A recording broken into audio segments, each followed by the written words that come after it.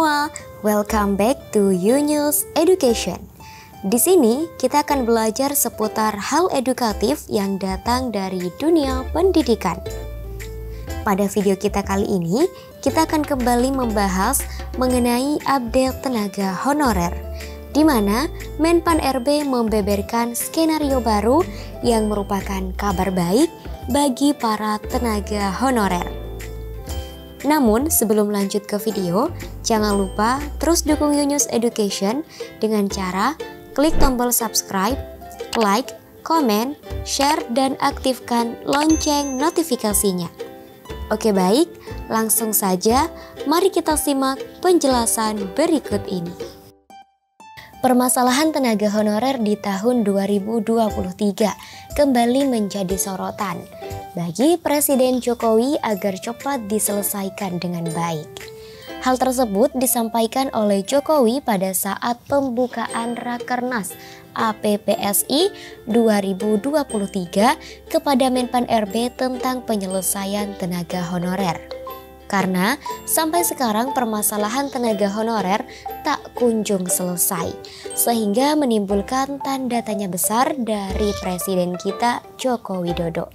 Oleh sebab itu, Menpan RB membeberkan adanya skenario baru bagaimana masalah tenaga honorer ini bisa cepat selesai dengan baik. Sehingga pada rapat terbarunya, Menpan RB bersama dengan jajaran APPSI siap menggodok skenario baru sesuai dengan arahan dari Jokowi. Presiden Jokowi sudah memerintahkan, kita sedang cari solusi jalan tengah.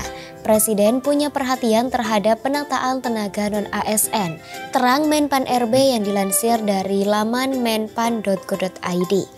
Selain itu, Menteri Anas juga sempat menyinggung bahwa tenaga honorer sangat membantu dalam proses pelayanan masyarakat dan administrasi pemerintahan.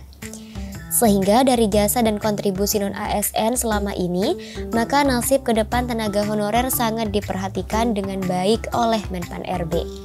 Karena di sisi lain juga soal penghapusan tenaga honorer di tanggal 28 November 2023 mendatang menjadi masalah besar bagi tenaga non-ASN itu sendiri. Apalagi jika melihat tak sedikit dari tenaga honorer yang sudah mengabdikan dirinya selama ini bahkan puluhan tahun di instansi pemerintah. Sehingga dengan mempertimbangkan nasib 2,3 juta tenaga honorer, saat ini Menpan RB bersama dengan jajaran pihak lainnya sedang mencari jalan tengah penyelesaian tenaga honorer. Selanjutnya, Menteri Anas juga menyampaikan bahwa terdapat 3 skenario terbaru yang termasuk opsi dalam menyelesaikan masalah honorer sesuai dengan arahan dari Presiden Joko Widodo. Berikut ini opsi terbaru terkait penyelesaian tenaga honorer sebagaimana yang telah ditetapkan oleh Menteri Anas dalam keterangan resminya. Yang pertama, meliputi pelayanan publik tetap berjalan optimal. Yang kedua, tidak terlalu menambah beban anggaran. Yang ketiga, sebisa mungkin tidak ada pemberhentian.